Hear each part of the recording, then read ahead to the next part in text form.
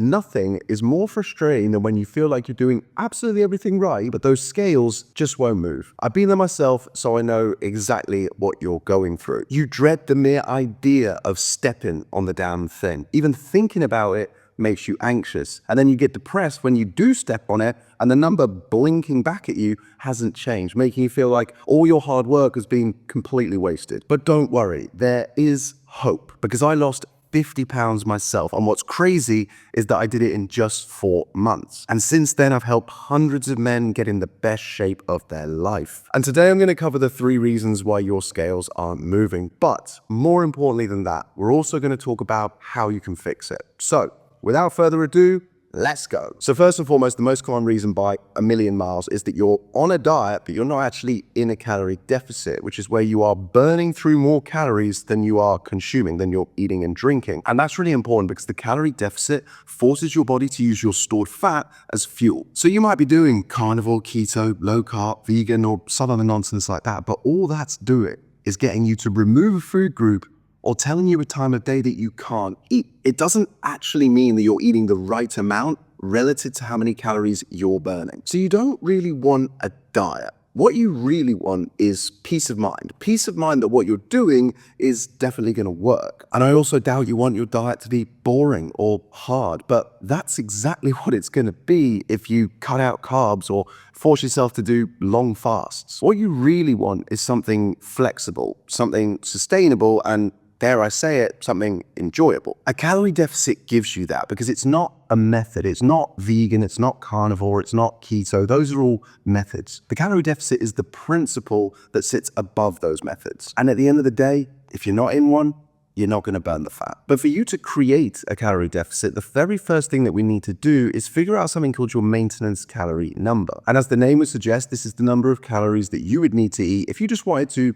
maintain the same weight and level of body fat. The quickest way to calculate your maintenance calorie number is to take your body weight in pounds and to multiply it by 14. But that won't give you a precise number because your maintenance number is unique to you. It's based on your age, your weight, your height, your sex, and how active your lifestyle is. So if you want a more precise number, scroll down, click the link in the description that's underneath this video and use my completely free calorie calculator. It's only going to take you 30 seconds and I will send you a precise calorie deficit target that is unique to you. Once you know your unique calorie deficit target and you start tracking your calories to make sure that you're actually eating the right amount, the scales should start shifting. But if you're already in a deficit and the weight still isn't coming off, there are 2 other reasons why the scales might not be moving. One of those is stress. Because you see, when you're stressed, the levels of a hormone called cortisol rise in your bloodstream. And when that happens, your body wants to hold on to excess fat and excess water, particularly around the old midsection. So stress is bad, but big whoop because you already knew that. Here's where it gets really crazy though. After you've been in a calorie deficit for a while, and when I say a while, I mean anything more than about 3 weeks, your cortisol level starts to naturally rise. You see, your brain hates change. So when it sees that you are consistently losing weight and burning through body fat, it's going to panic. And when it panics, it's going to fight back because it assumes that something has gone horribly wrong and that you no longer have access to food. And this is why I hate the phrase, listen to your body, because you're not. You're listening to your brain, which wants you to quit. Your brain craves something called homeostasis. Now, I'm not going to go into that in this video because it's quite a complex, nuanced topic, but you're welcome to go and research it if you want. I'm not telling you this to dishearten you though. I'm telling you this so that when you're 3 weeks into your deficit and it starts to feel hard and you start to even feel anxious, you know why that's happening. And now that you know not to listen to your body because you're really listening to your brain. And as a result, you're not going to give up. And the message here is simple. Keep going. This is actually really important. I should have said it earlier. Don't put yourself in too big of a deficit. When you use the calorie calculator that I've given you access to and I send you your unique calorie deficit target, stick to that number. Don't make the mistake that a lot of people make when they see that number and decide to eat even less. Because in their head, they think they're taking a shortcut. If I eat less than Doug's told me, I'll lose fat even faster. I get it. Logically, that does make sense. But in reality, it doesn't work that way. In fact, it really works against you because when you put yourself into too big of a calorie deficit, your brain is going to think that there is a literal famine. And when that happens, it's going to raise your cortisol level even more. When you think about it, it's actually a really clever defense mechanism that your brain is activating when your cortisol level is elevated, because it's putting you into a heightened state of alertness and awakeness. And it's doing that to give you more energy, to help you go further and farther to try and find the food that it thinks you can't get your hands on. It doesn't know that you've got a McDonald's on every corner. It doesn't know that you're trying to lose weight. So it's going to make every single process in your body more efficient. Now, you might think that's a good thing, and in some ways it can be. You get more alertness, more awakeness, more energy, more adrenaline, and those can arguably be good things. But what it's also going to do is force every single cell in your body to hold on to more water. So you're going to feel more bloated, more inflamed, and most importantly, in the context of this video, the scales aren't going to go down. The other thing that spikes your cortisol, and something that's far more in your control, is bad sleep. So by getting a good night's sleep, or ideally a string of consecutive good night's sleeps, you're keeping your cortisol levels in check and making it a heck of a lot easier for you to lose body fat. Poor sleep also messes with your metabolism and your hunger hormones, because when you're sleep deprived, your body struggles to process carbs effectively. And this is bad because it can lead to spikes in your blood sugar and more fat storage. But when you're well rested, your metabolism stays on track and you don't feel as hungry, helping you to burn through more calories throughout the day. And listen, let's be honest, everything just feels so much easier after a good night's sleep, doesn't it? You got more energy, clarity, focus, strength, and let's be honest, you're just happier. So to improve your sleep, we need to consider three things: the regularity, the quality, and the quantity. The regularity is pretty straightforward. The science shows us that if we go to bed and wake up at roughly the same time, give or take 60 minutes margin each day,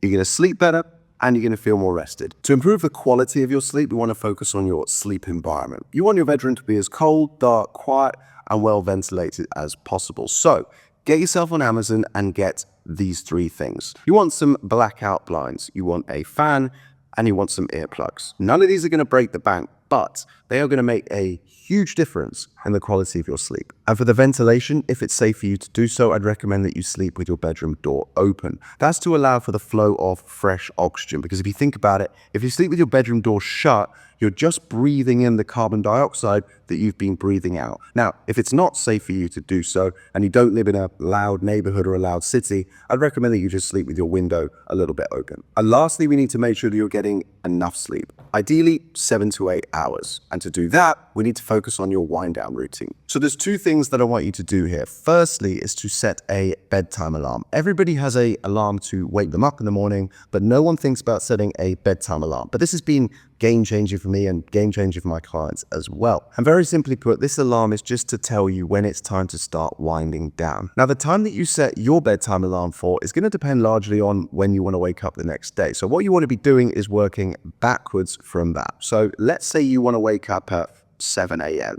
You'd want to be asleep, not getting into bed, but actually ideally going to sleep latest 11:30 p.m., right? So that means we want to set your bedtime alarm for no later than about 10 p.m. I'd also recommend that you follow something called the 3-2-1 rule. This is where you stop eating 3 hours before you go to bed, you stop drinking 2 hours before you go to bed, and you try to come off all your screens, whether it's TVs, laptops, or phones, an hour before bed. To get yourself into a deep sleep, your heart rate has to be at a resting level. Eating is a metabolic process, and any metabolic process is one that raises your heart level. So we need to give your body time to process, to digest, to break down that food. Drinking fills your bladder. So if you cut it out 2 hours before you go to bed, you're far less likely to be disturbed in the night having to get up to go to the toilet. And blue light from all of these screens, which we're all hooked on, let's be honest, is blocking the production of melatonin, which is our sleep hormone. And last but not least, the third reason why your scales might not be moving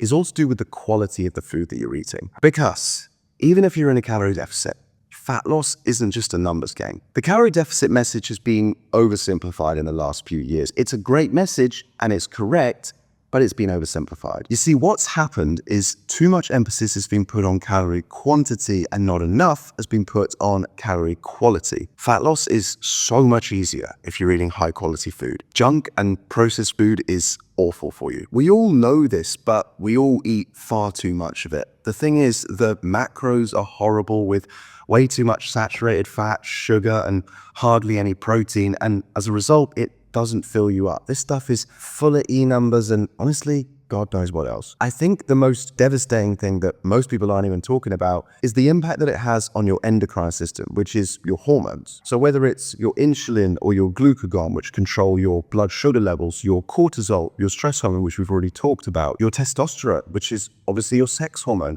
and your leptin and your ghrelin, which are your hunger hormones, all of them, and I've just named a few there, are going to be negatively impacted if you just focus on hitting your calorie deficit target with no regard for the quality of the food that you eat. And what makes it even worse is that this type of food is going to cause massive amounts of gut inflammation, bloating, constipation, and it's just going to make you feel like trash. It's going to make the whole process of losing weight and losing fat a heck of a lot harder. And the thing that nobody talks about is it's going to have a massive impact on your mental health, because 90%, some people even say it's 95% of your serotonin, which is your feel-good, happy hormone, is actually produced in your gut. So if you think about it, if you have an unhealthy gut microbiome, it's going to be a heck of a lot harder for your gut to produce enough serotonin. If you don't have enough serotonin, or I should say, if you have low serotonin levels, you are just going to be chronically unhappy. So you're going to sleep worse, you're going to feel hungrier, you're going to have mood swings, brain fog, gut inflammation. Oh, and your body's going to hold on to more water and more fat. So yeah, the calorie deficit target that I've given you is important, but what's equally important is the quality of the food that you're eating. I don't give any of my clients meal plans because they're boring, they're restrictive, and to be honest with you, they just don't work. You're an adult. You don't need me to tell you to eat chicken and broccoli on Tuesday at 6 p.m. Life doesn't work that way. So what I do is encourage my clients to build their diet on 4 simple principles. The first one we've already talked through, which is to eat nutritious, whole food, and ideally avoid as much junk and processed garbage as you can. And then number 2 is to make sure that your diet is omnivorous. You don't want to subscribe to either extreme, vegan or carnivore. You want to get your protein from lean meats, and you want to get your fiber and your micronutrients and your vitamins and your minerals from fruit and veg, from plants. And then number 3 is to make sure that your diet is quick, easy, and simple. So the way I do this is I eat the same breakfast every single day, and then I have 5 or 6 meals which I rotate throughout the week for lunches and dinners. And then last, but probably most important, in fact, definitely most important, and this is probably the one where most people get wrong, or they kind of avoid it, and as a result they fail, is to make sure that your diet is enjoyable. Because really the goal of any diet is for it to never feel like you're actually on a diet, if that makes sense. And the way to do this is to sprinkle in healthy snacks and treats every single day. Now you want these to work for you. So the way that most people do this is to eat 80% of their food for function, essentially like health promoting, it's helping you work towards your goals, and then 20% for fun. So the way I do this, and it kind of feels like a little bit like cheat codes, to be honest, is Fanta Lemon, 0 sugar. So there's like 5 calories per serving, but it still tastes nice and sweet. It gives me that kind of, I don't even know what the word is, but that weird sound I just made. And then dark chocolate. So the calories in dark chocolate are pretty much equal to milk chocolate, but I used to be a full-on chocoholic. Like if there was a Chocoholics Anonymous, I would be a founding member without question. The problem I had with milk chocolate is that I couldn't stop eating it. So once I started, I would just keep going like that. I'm making some weird noises. Bear with me. The thing about dark chocolate is you can have 2 squares, sometimes 4, and you just feel like you're done. Do you know what I mean? So you don't feel like you have to binge on this stuff. And as a result, even though the calories per gram are the same, you just eat fewer grams, but you feel like you're enjoying something sweet and you're enjoying your diet. The point is, I genuinely enjoy everything that I eat. Nothing is a chore. I made it right to the end of this video. As you probably could tell, I've had a little bit of a cold and now my throat is just decided to close up. So bear with me. We're gonna finish strong. Fuck, bruh. Listen, I'm not gonna lie to you. It will take some time to construct your perfect diet, but it's such a worthwhile task, because once you found what works for you, the whole process is gonna feel effortless. So those are the 3 main reasons why your scales aren't moving. But before I go, let me leave you with my final thoughts. Number 1 is that your weight is not your worth. The brutal truth is that we are all just walking bags of water with a little bit of skeleton, muscle, and fat bobbling around inside. About 70% of the number that you see on the scale is determined by how hydrated you are. And if you don't believe me, see what happens if you don't drink water for about 24 hours. You'll probably lose about 5 pounds. Just to be clear, that is not me advocating for some kind of water fast diet. Don't do that. You'll feel awful. And then the second point that I want to make is that your weight isn't tattooed on your forehead and no one really cares. They are all far too busy worrying about their own stuff. So don't attach your self-worth to your weight because, newsflash, your weight is literally just your gravitational pull to this planet. That's it. If we were in space, you would weigh nothing. And if you were on the moon, you would weigh 16.5% of what you weigh on Earth. And lastly, but probably most importantly, and I kind of covered it in reason number 2, but I just want to re-emphasize it because it is just that damn important. And that's to be patient. The trajectory that you're on, the path that you're walking down is far more important than the speed that you're going at. Because you could be going 100 miles per hour, but you could be going 100 miles per hour in the wrong direction. I would much rather you be working towards your goals in a sustainable, flexible approach that actually works, that fits into your life. Once you have the proof, the system that helps you to lose 1 pound, 1 kilo, 1 stone, you can just rinse and repeat that for as many as you want. So I'll leave the video here. I hope you enjoyed it, but more importantly, I hope you found it useful. I hope it gave you some peace of mind. As I say though, the start point really is knowing your calorie deficit target. So if you haven't already, click the link in the description that's underneath this video. Use my calorie calculator. It's completely free. It's going to take you 30 seconds and you can start burning fat today. Oh, and I nearly forgot. YouTube is going to chuck another video up here. Now, truth be told, I have no idea which video it's recommending to you, but YouTube is a pretty smart cookie. So if you have another 10 minutes, I recommend you watch this one right now. Until then, or probably until I see you there, see ya.